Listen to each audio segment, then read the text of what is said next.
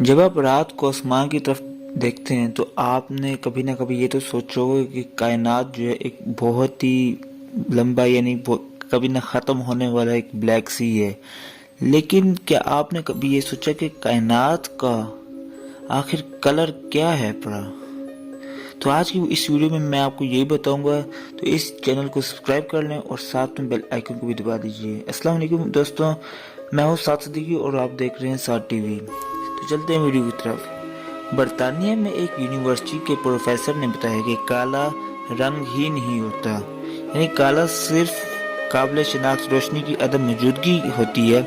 اس کے بجائے رنگ نظر آنے والی روشنی کا نتیجہ ہوتا ہے جو ستاروں اور کہکشاؤں کے ذریعے پوری کائنات میں پیدا ہو جاتا ہے.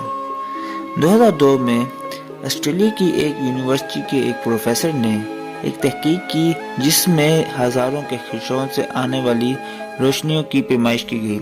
یہ ایک سنگولر اسپیکٹرم ہوتا ہے جو پوری کائنات کی نمائندگی کرتا ہے. ایسے کرتے ہوئے پیئرز اور ان کے ساتھی کائنات کے ایوریج کلر کو تلاش کرنے میں کامیاب ہو گئے. ستارے اور کہکشاؤں الیکٹرو میگنیٹک ریڈیشنز کی ویوز کو خارج کرتی ہیں، جو خارج ہونے والی ویوز کی لینتھ کی بنیاد پر مختلف گروپس میں ڈیوائیڈ ہو جاتے ہیں. سب سے چھوٹی سی لمبی ویو لینتھ یعنی گروپس میں X rays, gamma rays, ultraviolet rays, visible light اور انفراریڈ ریڈیشنز جو ہیں، اور اس کے ساتھ یہ مائکرو ویو اور ریڈیو ویوز وغیرہ شامل ہوتے ہیں.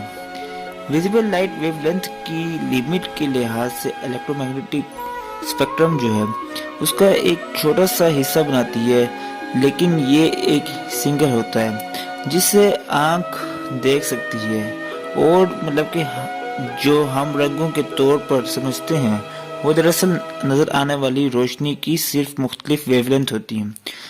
ریڈ اور اورنج کی ویو لینتھ مطلب کہ لمبی ہوتی ہے، اور بلو اور پرپل کلر کی ویو لینتھ جو ہوتی ہے وہ کم ہوتی ہے. آج کی ویڈیو یہیں تک، ملتے ہیں انشاءاللہ اگلی ویڈیو میں. تب تک اپنا بہت سارا خیال رکھیے گا. اللہ حافظ.